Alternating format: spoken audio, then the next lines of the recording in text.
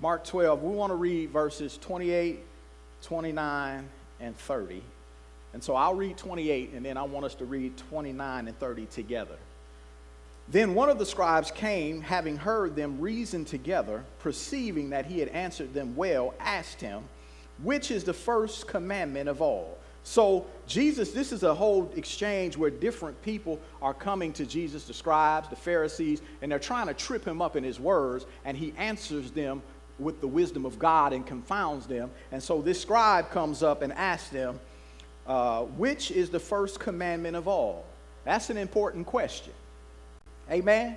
And that word first is a word that means first in time, order, place, and importance.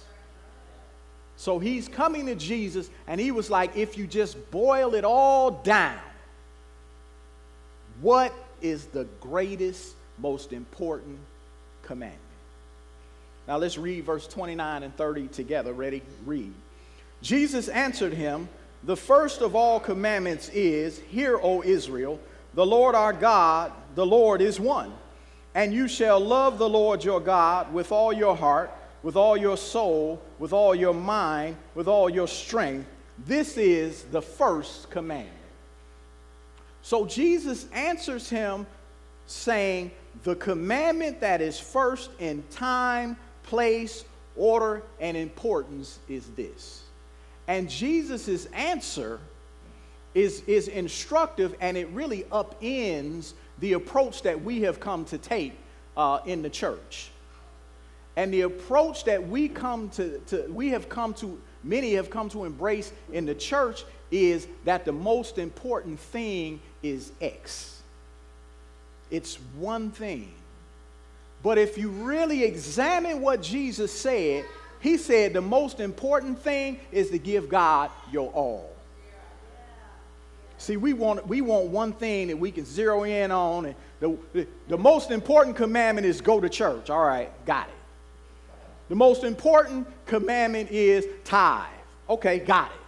No. Jesus is saying the most important commandment is give him everything. Give him your all. And our developed doctrine says, well, I did this, and that's most important.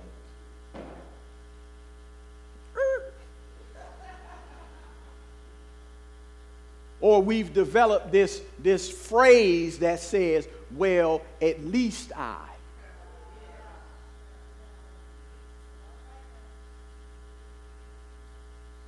Listen, saints, God is not looking for deals. God is not looking for twofers. He's not looking for the sale rack. God is saying the most important thing is to give me everything. See, we'd rather point to one thing that we can say, this satisfies him. And he does point to one thing, everything. So we have to recalibrate our approach to this thing. There's not one thing, specific thing that's most important to God. Everything is. I want it all. And how many of y'all know he deserves it all? He's earned it all. Amen. So when they asked him, what's the first command? Just give me one thing. Boil it all down. He was like, I'll boil it down right simple for you. Everything. Glory to God.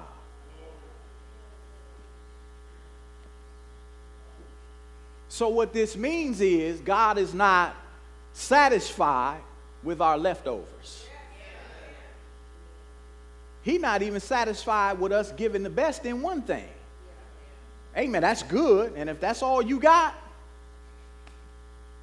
But what God is looking for, the first thing in time, place, order, and importance is give me your all. Somebody say, give him your all. Give him your all. So we gotta put aside this American concept of one thing. And if we do this one thing, God is happy. Yeah, that one thing is everything.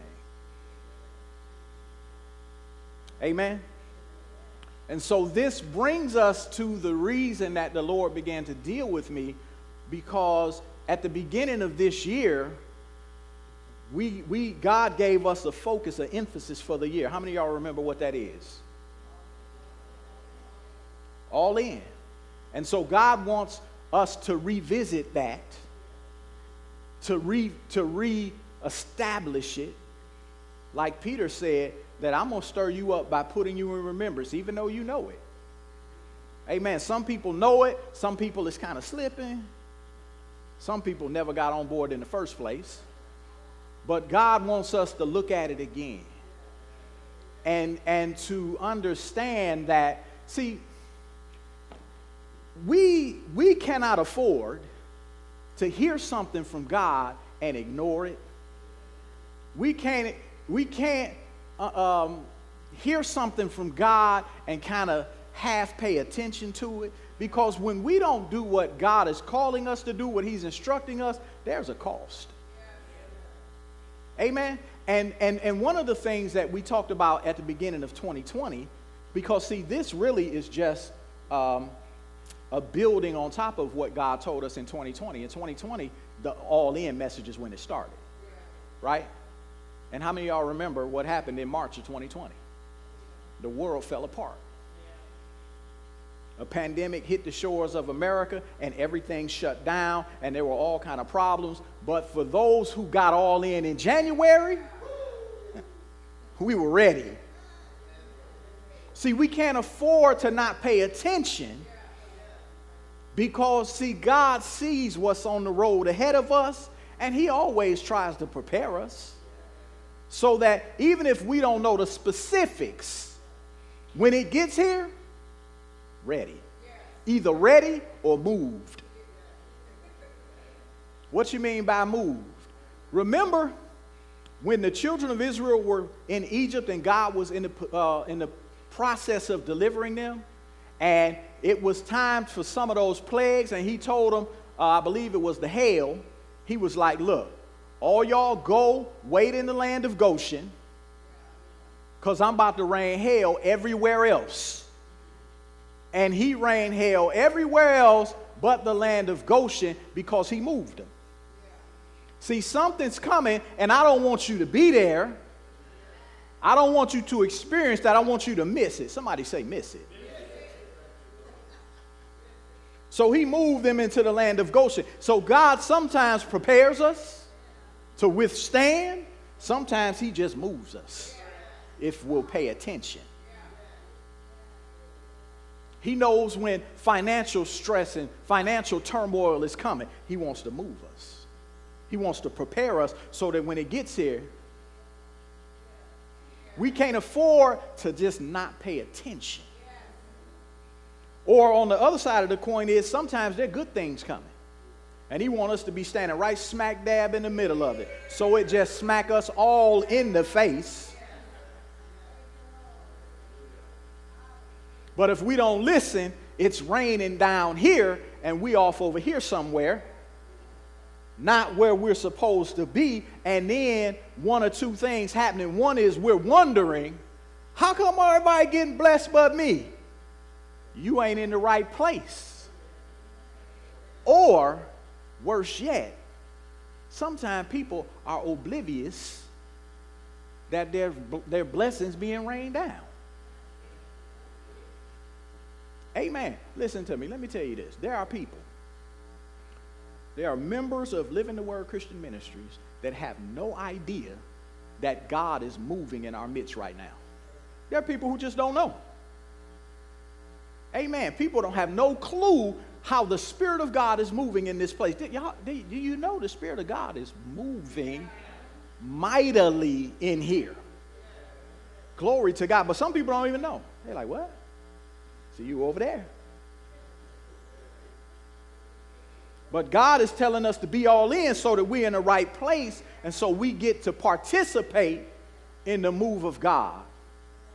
So he wants us to be reminded, hey, all in is the focus. And he wants to remind us that that is the first commandment. I want everything. I want your best. Amen. How many of y'all just be satisfied with just somebody's, I can tell you, my wife ain't satisfied with that. She tell me, you need to step up your game.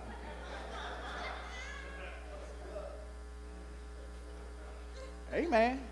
All right, baby, I'm on it. How many of y'all know we need to give our all to our spouses? Amen. All right, I'm gonna move on because I don't want y'all mad at me about getting in your marital business. So what I want to do is I want to just kind of take a look at this verse, and today I want to be really practical. I'm not going to be theoretical. I'm not going to be looking at Hebrew and Greek, and I'm practical. What does this look like in action? All right? So when you walk out of here, it's not going to be like, well, that was great theory. You're going to be like, okay, I know I need to do some things. So we want to talk about, what does being all in look like? What does it look like? Do we see a picture of what all in looks like? And as with everything, the first example we have is Jesus. Jesus was a perfect example of what it means to be all in. So I'm going to run it down for you. The first thing he did, which is often overlooked, is he left a place like heaven to come to a place like earth. I wouldn't have left heaven for none of y'all. I'd have left heaven for my wife. I'd have come for you, baby. He left a place like heaven. You know, it's one thing if you leave a nice place to go to another nice place. But to leave a nice place to come to a dump. But that's what he did. And not only that, when he came, he laid aside his glory. He laid aside his power. That's why he had to be anointed by the Spirit. He laid aside his might when he came here. Now, it's one thing to leave heaven and come here with your glory, power, and might.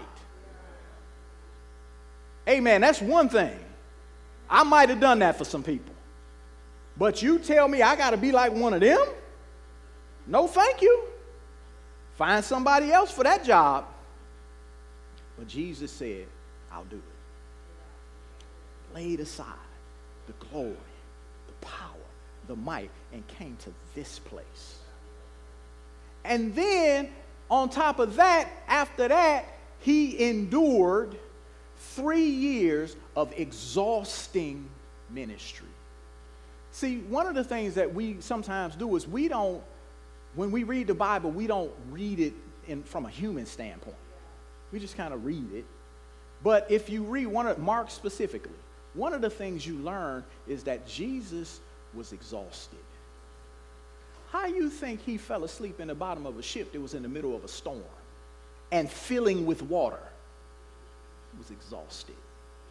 Read Mark and you'll see. Listen, when John was beheaded, he went to mourn, and people came to where he was.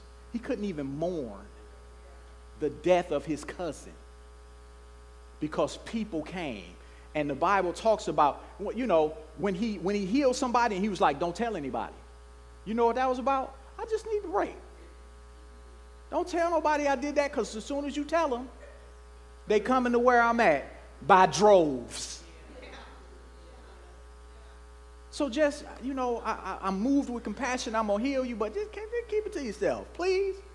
And every time it said they went out telling people. And every time another hundreds of people showed up, he couldn't even rest. It was exhausting ministry. And then after all that, he gets to look forward to being brutally tortured. He was all in, family. He didn't, and every point, at every turn, every decision, he was all in. And then he died this humiliating death. He was humiliated. The King of glory was humiliated. Just laid out in front of everybody, beat down, spit on, hit in the head with a stick, punched in the face, slapped across the face, prophesied who hit you. So the King of kings, the Lord of lords, was humiliated. And then after that, he had the pleasure of becoming sin for us. Becoming sin for us. That's what the Bible said. He that knew no sin was made sin for us, that we might be made the righteousness of God in Christ Jesus. So he became sin. Galatians 3 says that Christ has redeemed us from the curse of the law, having been made a curse for us. So he became sin, was made the curse, and as a reward for that, he got separated from the Father. And then he went to hell. At every turn, at every moment, he was all in. That's what it looks like. That is what it looks like. You can look at the original apostles. See, the thing about Jesus, get this, family. He loved us with his life. See, we talk about he loved us with his death. He loved us with his entire life.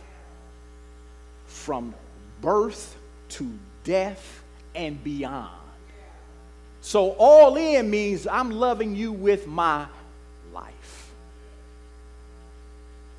And the apostles, they had lives. Right? They had lives, they had jobs, they had careers, they had families, they had lives. And they left all of that for 2 words. Follow me. Same 2 words he utters to you and I. And they just dropped it all. Didn't even finish the day. They didn't finish the day and was like, all right, we'll be with you tomorrow. Let me finish my shift. Gone. Dropped. Left the father on the boat mending the nets. Gone. And then they walked with Jesus for 3 years of excruciatingly exhausting ministry. And then they got the pleasure of watching the man that they dedicated their lives to brutally tortured and humiliatingly killed. And then after all of that, they spent the rest of their lives establishing the church, building the church, and caring for God's people. At great risk and personal cost. Risk to their families. See, back then, wasn't nobody playing church. Wasn't nobody pretending to be a Christian back then. There was nobody coming to church on Sunday and in the club on Monday. Not back then. Because it was life or death back then. You're not making that decision lightly. See, now we're tried. They was like, I'm doing this because this is my life. My life is hanging in the balance here. So see, people back there, they made decisions. We try stuff. I'll give it a shot. See how it goes. Nobody was pretending back then. Nobody was coming to church looking for a date back then. People wasn't coming to church looking for some food back then. People wasn't coming to church unless they were just on fire for Jesus. They wanted Jesus. So the apostles, the original apostles, lived this life that they were all in. And then let's talk about Paul. Turn to 1 Corinthians chapter 11. While you're on your way there, I want you to remember something about Paul. Paul was a rising star among the Pharisees. He was an up-and-comer. He was one of like the hot new, who the hot new guys like Michael Todd? Michael Todd is one of the hot new ministers out there. Everybody talking about Michael Todd. That was Paul. Paul was it. He was rising through the ranks, and he left all of that and went from being beloved to being hated. his entire community hated him. So you go from top of the mountain to being hated by all. Now let's look at 2 Corinthians chapter 11. Y'all with me so far? Verse 23, are they ministers of Christ? I speak as a fool, I am more. So he was saying, you know, I'm not seriously saying I'm more than them, but really I am. Paul was a funny guy. Then he just tells about his life. In laborers, more abundant. In stripes, above measure. In prison, more frequently. In death, often. From the Jews, 5 times I received 39 stripes. 5 times. 3 times I was beaten with rods. I was stoned and left for dead. 3 times I was shipwrecked. I spent a night and a day in the deep, stuck out in the middle of the water for a whole day and night. In journeyings, often. In perils of water, in perils of robbers, in perils by my own countrymen, in perils of the Gentiles, in perils in the city, in perils in the wilderness, in perils in the sea, in perils among false brethren, in weariness and toil, and sleeplessness often, in hunger and thirst, and fastings often, in cold and nakedness, and besides all this, what comes upon me daily is my deep concern for all the churches. Paul was all in. Listen, if anybody was going to give up, if anybody, it would have been justified. I nominate Paul. If you just be like, Lord, I can't, this is too much, I can't handle this, I'm walking away. Now, whatever our little problems are, until you rattle off a laundry list like this,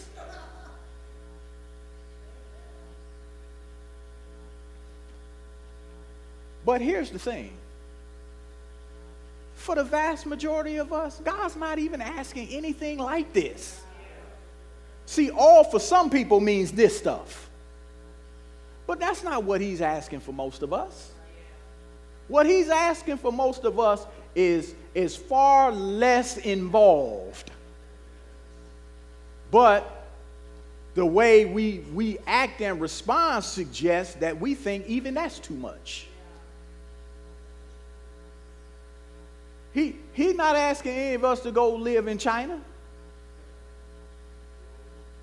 I know that's right.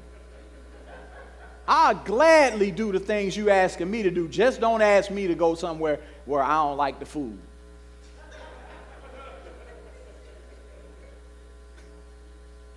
And I don't know the language. But there are people, that's what all in means for them.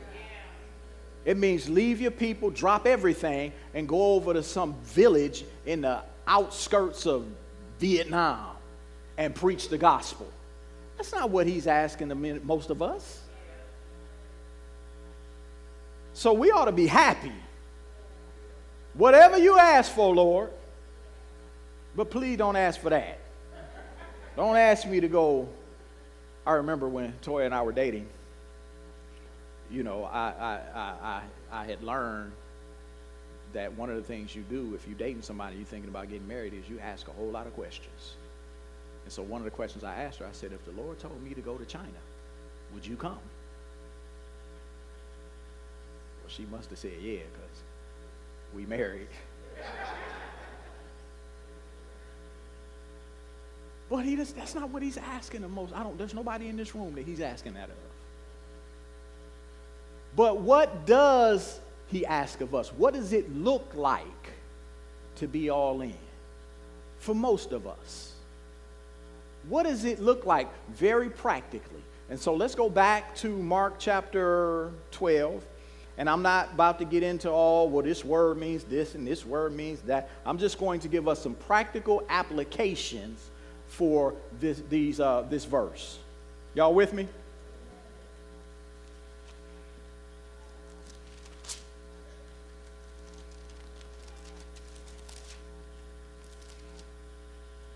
Somebody say all in.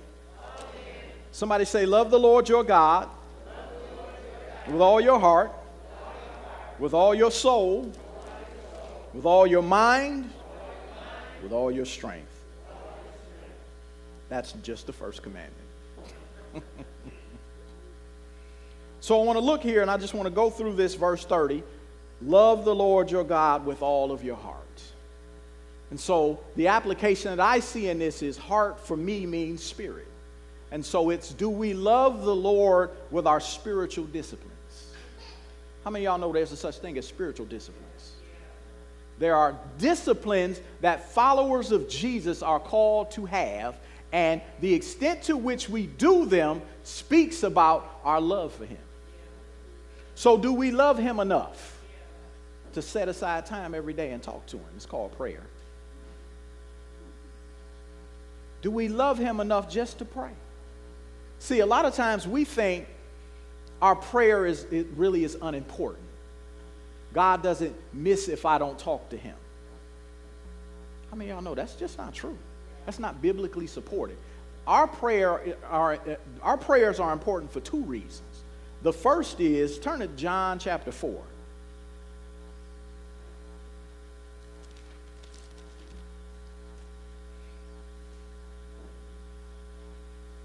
So I want to just look at one verse, verse 23 in John chapter 4.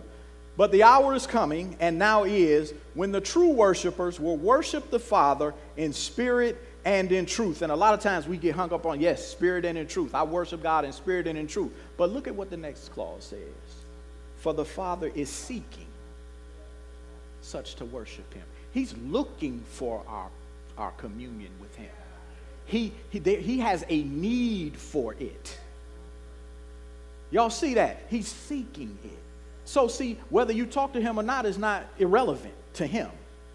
And see, a lot of times we have a hard time thinking of God as needing or wanting something, but that's just not where you think you get wanting and needing things from. You got it from him. He created you. We're all created with needs and wants, and he has needs and wants. And one of his needs and wants is to talk to us. It's not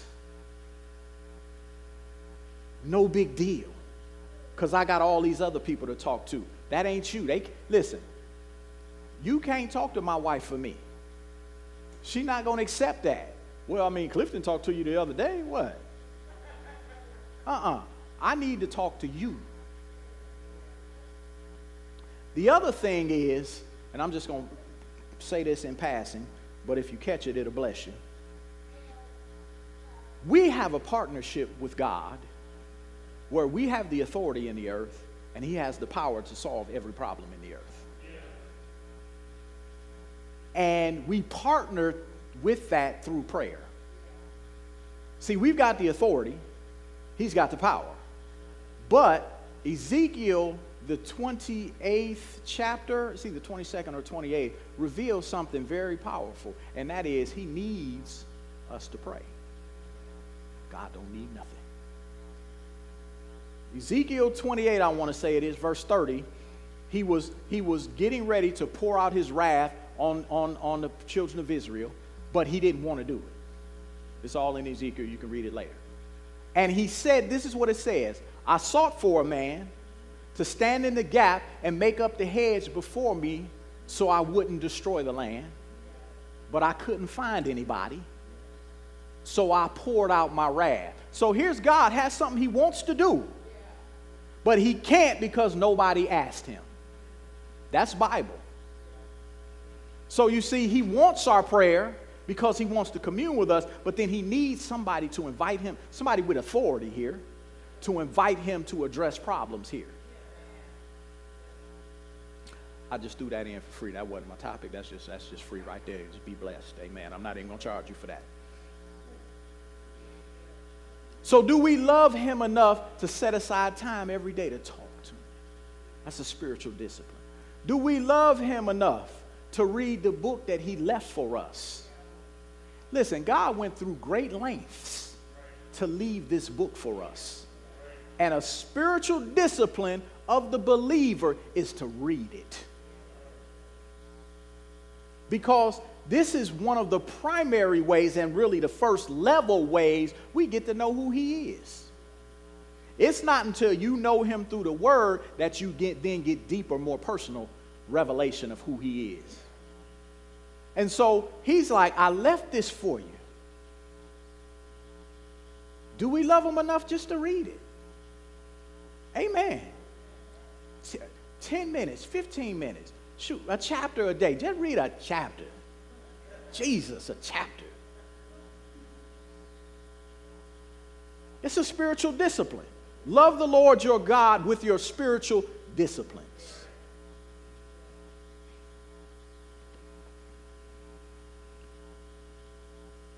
Getting involved and being a part of the church that Jesus ordained and died for. That's a spiritual discipline. Do y'all know coming to church is a spiritual discipline? Tell your neighbor, going to church is a spiritual discipline. I mean, listen. The church is of critical importance to Jesus because he died to bring it into existence. Amen. See, these people, don't get me started. These people that be like, I don't need to go to church. That's hooey. That's what that is. It's a bunch of hooey. You just lazy. I'm sorry. I meant to think that. I mean, it's my bad. That's a spiritual, because two things. It's another way we get to know who God is. Amen. The other thing is the church, think about it, is the way that God impacts the earth. He impacts the earth through his church. Amen. There's very little God just does on his own without people. And the vehicle that he uses to impact the earth is his church. Love the Lord your God with your heart, your spiritual disciplines. Do we love him enough to maintain spiritual disciplines? Now back to Mark chapter 12. The next thing is love the Lord your God with all your soul. And so I want to use this to talk about that there is a call for us to be emotionally invested in God and the things of God. Are we emotionally invested? Do we have a passion for God? Do we have a zealousness for God? Amen. Do we have a zeal for God? Like, yes, God is, that's my Father. That's my Savior. I love the Lord.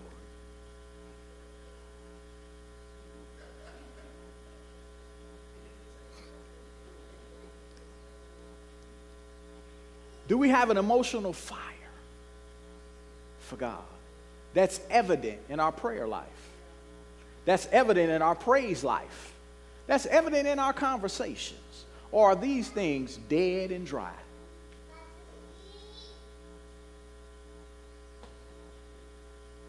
love you, Lord. You're so good. Oh, bless you, Lord. Is there an emotional fire? I love you, Jesus. You are so good to me. You have delivered me and set me free. You have healed my body. You gave me a beautiful wife and a great family. I love you, Lord, and I got some emotion about this thing.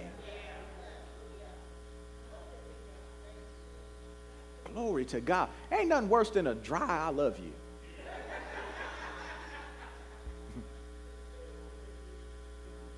Love you.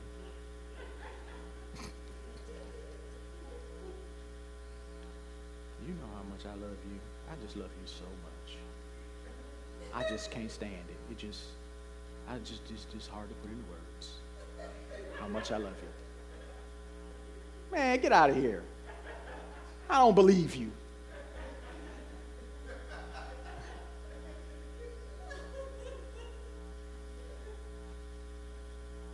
Do we have an emotional investment in God? Are we emotionally invested? Are we emotionally invested in his church? You know, do you all know, I know this, Pastor Cox knows this, Pastor Cynthia knows this. There are people who love living the word, who are emotionally invested in living the word. That's part of loving God with our soul. that we have an emotional attachment to his church. He died for it. It's important to him. Amen? There are people who actively think about LTW's well-being, how to grow it, how to make it better. And when I say actively think, I mean they sitting at home. Like, dang, man, what can we do? You know people like that? People think about it. Not just me. Not just the leadership team. Not just Pastor Cox. There are just members who think about. I told you, some of you all, I don't know which service I say stuff in, but there was a member who came to me and they was like, I really need to get involved. I'm not really doing anything and it's bothering me. You know, I come to church every Sunday and I'm just sitting here getting all this free word. And I'm not okay with that. Now here's the thing. They tithe. So when they were talking about free word, they weren't talking about money. They were like, I'm not doing anything. And I'm emotionally invested here, and so I need to do something. One of the things that blessed me when we had the service several weeks ago, where when we had that outpouring of the Spirit on our young adults and we had the testimony service, y'all remember that? One of the things that blessed me, there's a lot about it that blessed me, but one of the things that blessed me that maybe didn't register with a lot of people, but it did me, was when Joshua was up here and he said that he was thinking about what's next, who's next. Y'all remember that? That stopped me in my tracks because what it told me is he's thinking about the future of living the word. 18 years old, he's thinking about the future of living the word because he's emotionally invested. I'm going to tell this, it's a sore spot, Joshua, so I'm sorry. So Joshua had this deal at school where he had to intern. It was a senior thing, and everybody didn't do it, but he did it. And so because of COVID, it was hard to find someplace, so he interned with me here. And so he came to the church with me. He prayed when I prayed. Whatever I did, he was just right there beside me. Well, when we prayed, we were separated, but when I was working on messages, he was right there. I'm like, this is how I work on a message. This is what I do. So just right beside me. And one of the things that happened was, so you start to really see the nuts and bolts of what it's like to pastor a church, right? See, sometimes people just think about this, but this is that much of it. So anyway, so I'm sitting there working on the e-newsletter.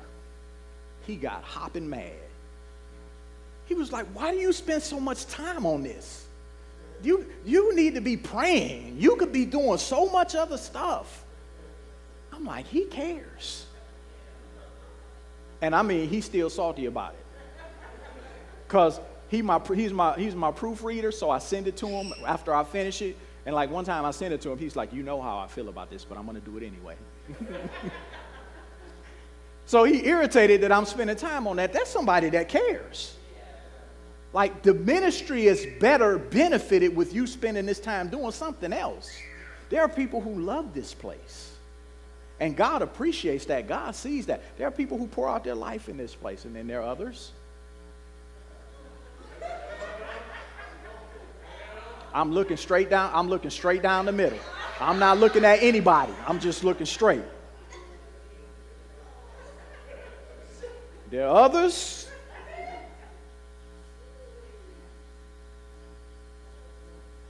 Love the Lord with your soul. Be emotionally invested. The next thing we want to look at is loving the Lord with our mind.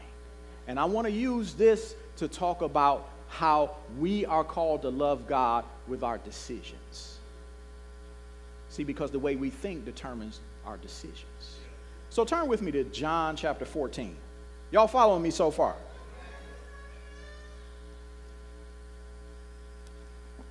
And hey, listen, I understand we all at different places in our life. Some people are in the family stage. Some people are in the college stage. And so sometimes we can do more than at other times. And so I'm not trying to make anybody feel condemned. That's not what this is about. Amen. It's just to challenge us. Amen. To just step it up and put it in another gear if we can. So John chapter 14, I want you to pay attention. This is a very short discourse or a sequence of events, but I want you to see how many times Jesus said the same thing.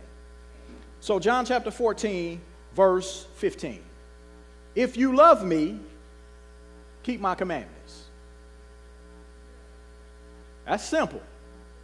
If you love me, keep my commandments.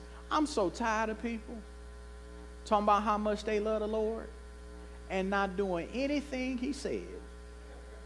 save it, shut it.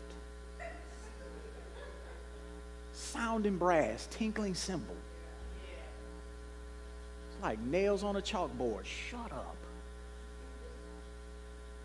If you love me, keep my commandments. Verse 21. He who has my commandments and keeps them, so he added something. He who has them. So that means you gotta get them. You can't keep what you don't know. He who has my commandments and keeps them, it is he who loves me. Y'all see that? Now let's go down to verse 23. Jesus answered and said to him, if anyone loves me, he will keep my word.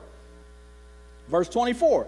He who does not love me does not keep my words.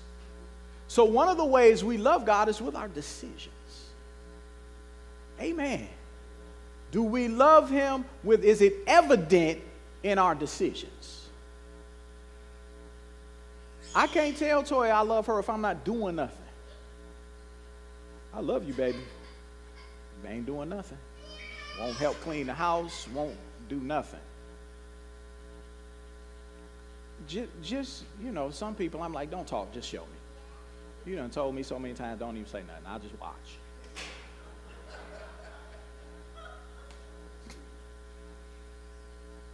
We love him with our decisions. Do we do what he commands us to do? Do we do what he asks us to do? Amen? And this is different for different people. For some people, loving God with our decisions looks like this: getting married. Do you know you can't be perpetually single and perpetually dating? Y'all didn't get that. You can't be perpetually single and perpetually dating. People in that situation have not made a decision that they're going to get married. That's the point. I know people, they don't want to get married, dating all the time. Pick one. Date and get married or don't. This new thing that's going on. Some people loving God with our decisions is, I'm getting married. Hey, y'all do know marriage is a God thing. Amen. For some people, loving God with our decisions looks like, I'm going to start coming to Wednesday class. See, God has been dealing with all of us about something. We all at different places in different spaces, but God knows what we need, what he needs from us, and he deals with us. And so don't sit here, and if I don't mention the specific thing God talking to you about, don't think, all right, I'm good. You know what God is speaking to you about. Do that. Love him that way. Amen. For some people, loving God is just tired. Lord, I'm a tithe. That's not an easy decision, because, you really want to test your loyalty to God, money tests it. I've been walking with God for 27 years. And boy, if I get a big old amount of money, I'm still thinking, man, that tithe, that's a big tithe right there. You know what I can do with that? So it does something to me, and I'm like, oh yeah, that money ain't no joke. It will test our loyalty. So for some people, it's just, I'm tithing. I'm just going to tithe. For some people, it's just that, Lord, coming to church is no longer going to be a weekly decision for me. Some people got to decide every week. Amen. Listen, I love Toya. Coming home at night, that's not a daily decision. I know where I'm sleeping from here on. Why? Because I love her. So for some people, we got to get past am I going to church today? I know where I'm going to be on Sundays as long as I'm on the earth. I don't have to think about that. I don't have to calculate it. But some people, it's like every week, we going to church today?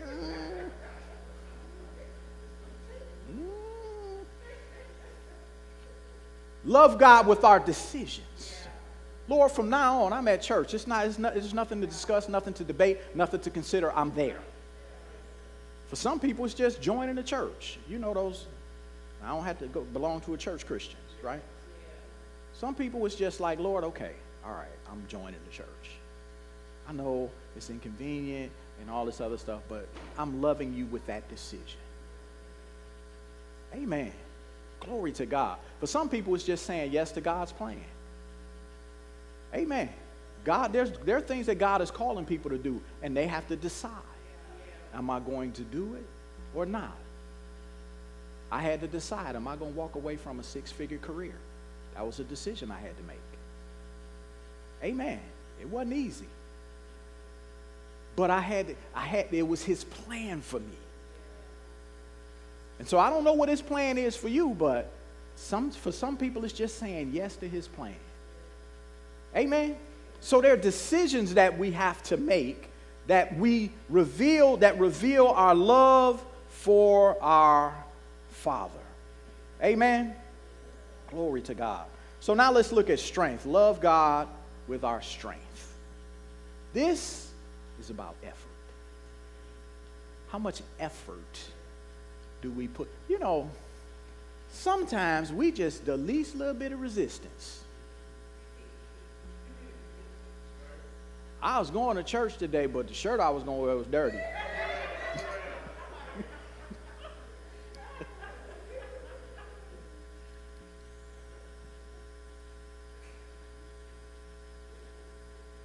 The least little bit of resistance. Are we willing to put forth enough? Do I love you enough to put some effort into my prayer time? Amen. I was going to pray, but, you know, I try to pray in the mornings. My boyfriend called me in the mornings.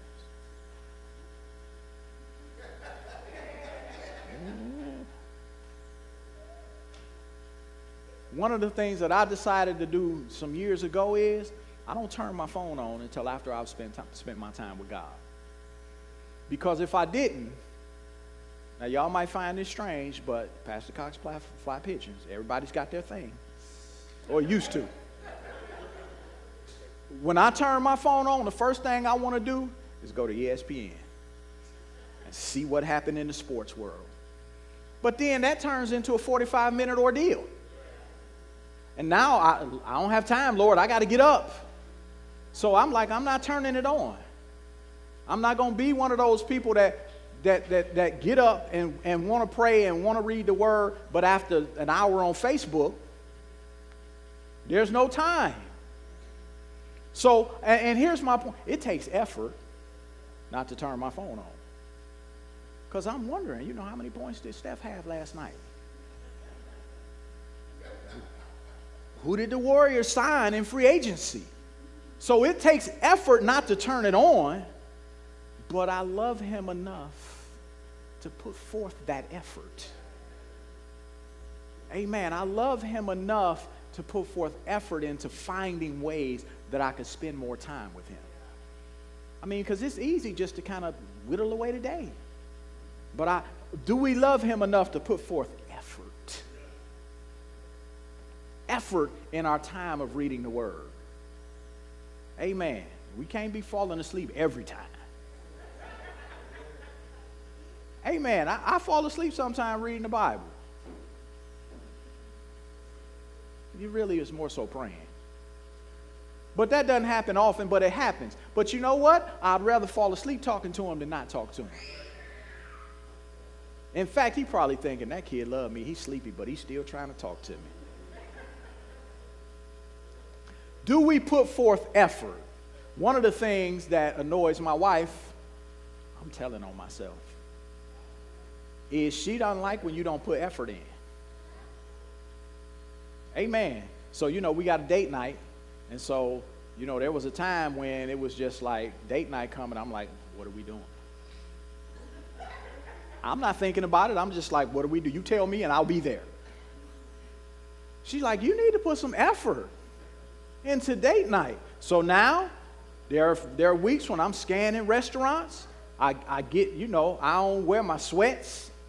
I put on some decent clothes.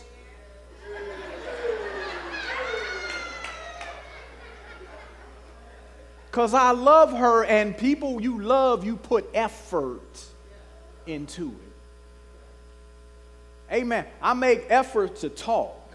Men don't really care for talking. Men can go months without talking, generally speaking. But she need to talk.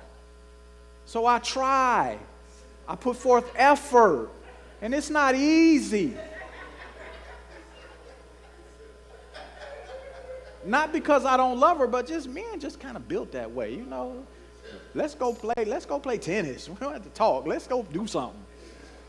But I love her, so I'm putting forth effort. So are we putting forth effort in our relationship with God? Or are we just throwing up excuses? Listen to me. God knows when he hears an excuse. Amen. Here's some excuses I've heard. You know, I would serve on a ministry team, but their meetings are too long. Really? You want to talk about long meetings? Talk to David, Carmen, Al, me. We'll tell you about long meetings. 2 a.m. meetings. Well, that was actually Bid Whist playing by that time. I would. True story. I would be on a ministry, but that's going to make me miss football. Oh, you know what? They're not even in the room, so I ain't got to do that. But you put forth the effort. Amen. I love football. But for me, I'm only Sundays. This is my thing on Sunday. And then they got this great new invention called a DVR. Just record the thing. What's the big deal? Effort. Are we loving God with our effort? With our strength? Glory to God. Women, don't y'all like when your husbands put forth effort? God likes it too. Amen. Matter of fact, God requires it. So this is my wife. It's not optional for me.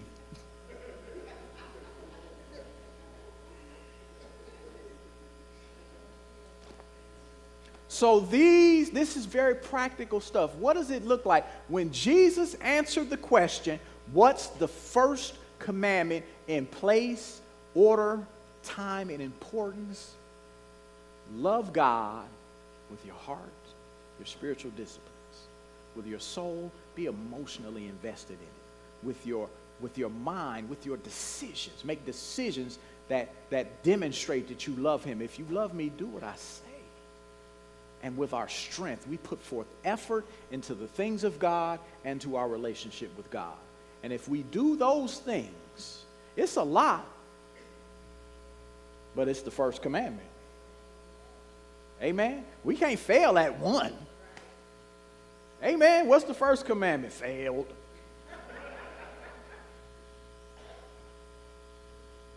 So family, remember, and listen, this is not meant to condemn. You know, we all in different places. We all have things in our lives that we want to get more in line with what God has for us. Amen. So we're all working on something. You know, the Bible says work out your own salvation. Amen. I'm working out my salvation with you. But it is meant to challenge us, to remind us what's at stake. And really, one of the things that we need to be mindful of is this. Is my expectation of God matching what I'm giving him? Have you ever just thought about what you expect from God? Just one day you should just sit down and write down what you expect. We think we don't expect much. Just write it down. We expect him to keep us healthy. We expect him to keep our marriage together or help us do it. We expect him to bless our finances. We expect him to protect our family. We expect him to answer every prayer we utter, whether it makes sense or not. We expect this marvelously blessed life. But is what we're putting in, does it match? Do the expectations match? Amen. And so I want to challenge us today that if we have not been all in, let's get all in. If there's some errors that have been identified to you, not by me, by the Spirit of God, I'm not here to convict anybody. So you don't have to change nothing because I said it here this morning.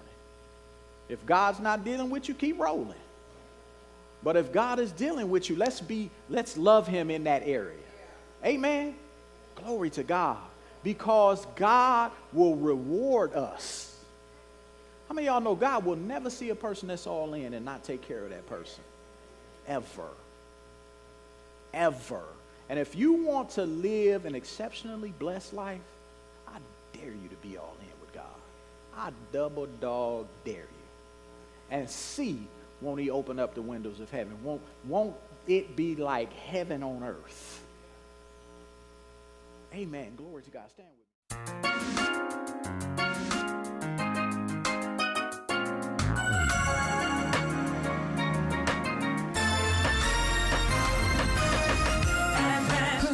Versus move forward together, stepping out by faith at the word of the Lord, steadfast and confident, taking back the land He's promised.